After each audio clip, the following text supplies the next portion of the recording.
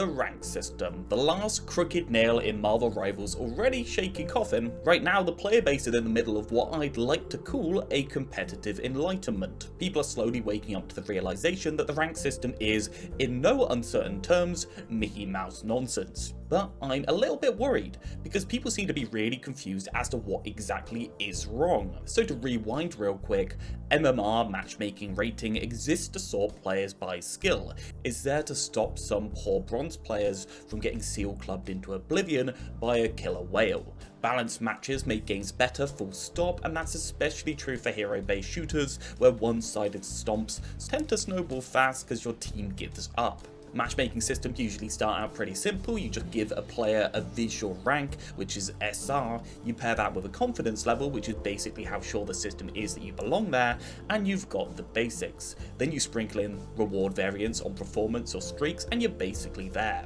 More advanced systems add an internal MMR behind the scenes, which is the game's real estimate of your skill that they hide, and your visible SR is kind of rubber banded to it. And that way, win or loss streaks don't fling your rank all over the place if the system already knows what you're doing, and it also lets people on fresh accounts climb super fast if they're clearly above their current rank. But here's the dev side of the struggle. You have to design all of this pretty quietly, because the internet is crawling with conspiracy theorists, frothing at the mouth and ready to riot the moment they lose 3 games in a row. And here's the weird part, and why it's so hard to shake these guys off. They're kind of right. NetEase is using engagement-based matchmaking, at least to some degree. Now, engagement-based matchmaking or changing things around in order to keep you playing for longer isn't inherently evil, it can actually be a good thing. Matching tanks with other tanks to balance comps is engagement-based. A toxicity queue that throws all the trolls in the pit together, that's still engagement-based. These systems keep people playing by making games more enjoyable. And sure, they might slightly mess with queue times or match balance, but honestly, to me that's fine. But if you're one of those conspiracy theorists, you might go a little bit further. Companies like NetEase kinda do have every incentive to quietly bump a skin buyer's win rate up to say like 53%, because that tiny bump may keep them playing and, more importantly, keep them spending. There's a very reasonable financial argument for all sorts of non-competitive practices, even if most of them aren't all that extreme, just to keep engagement up. But thankfully, there's also a strong financial argument against doing that. Companies, rightly so, live in constant fear of what I'd like to call Reddit backlash, and honestly, they should. There's a very real reality that any short-term gain wouldn't be worth the long-term damage to player sentiment, support, and reputation. And here's one catch: boosting engagement for some players is a zero-sum game. By default, you're sacrificing match quality, and that means lower engagement for others. The saving grace here is the best way to boost engagement at its core, thankfully, is just by making good, balanced matches. So here's the million-dollar question: how far have they already pushed it? I'm here to tell you, stop worrying about it, because in this game in particular, it doesn't matter. Not like it does in other games, because in Marvel Rivals, there is no competitive integrity to begin with. Let's talk about the ability to climb ranks with a negative win rate.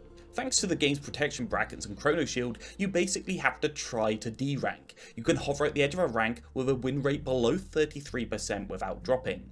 The system is inflationary by design. If you just keep playing, I mean as long as your controller's plugged in, you will eventually hit GM. You'd have to be throwing on purpose not to. And yes, GM players, you're not actually good at the game.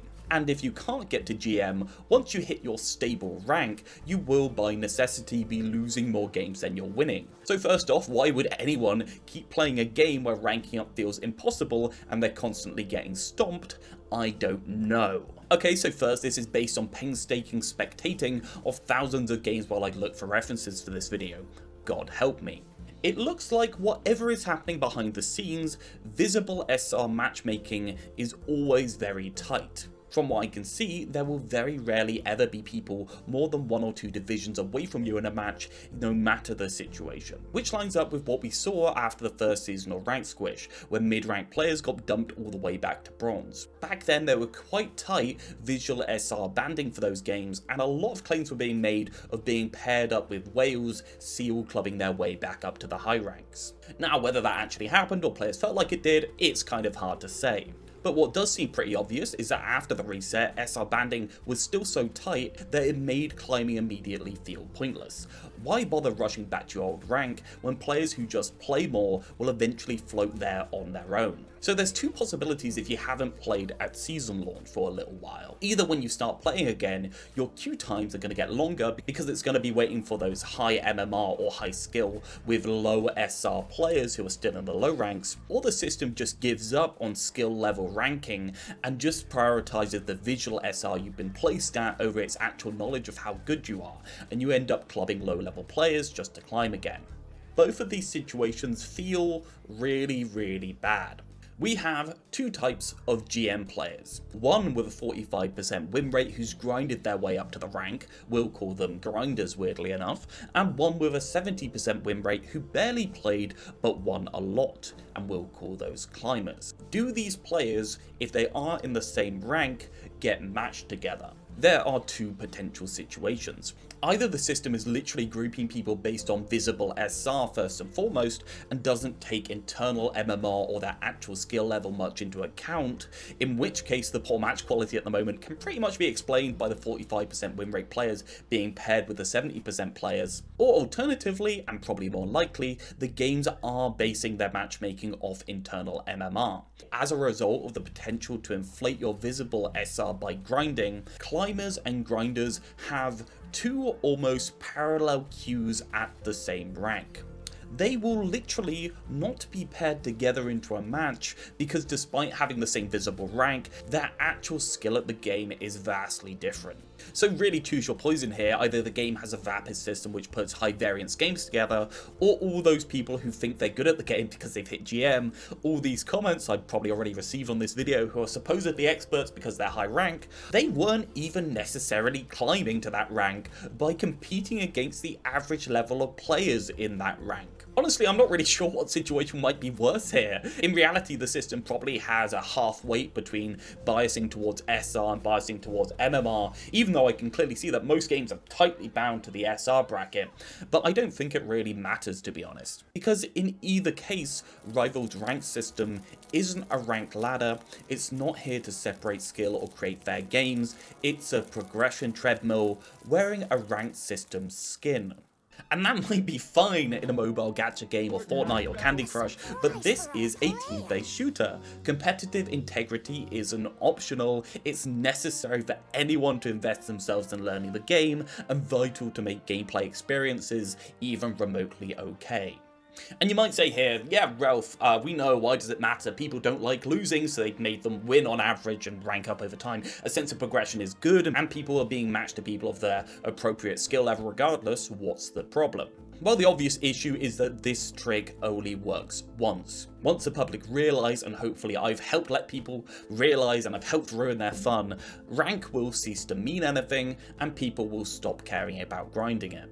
Come the next rank reset, if the average player hasn't improved at the game, they will literally be forced to put more time into the game in order to get to any higher rank than they had previously. People might do this once or twice, but once they realise that the rank isn't even something they need to care about in the first place because it doesn't mean anything, they won't do it a third time. High-level players are already spamming Smurfs, and honestly, who can blame them?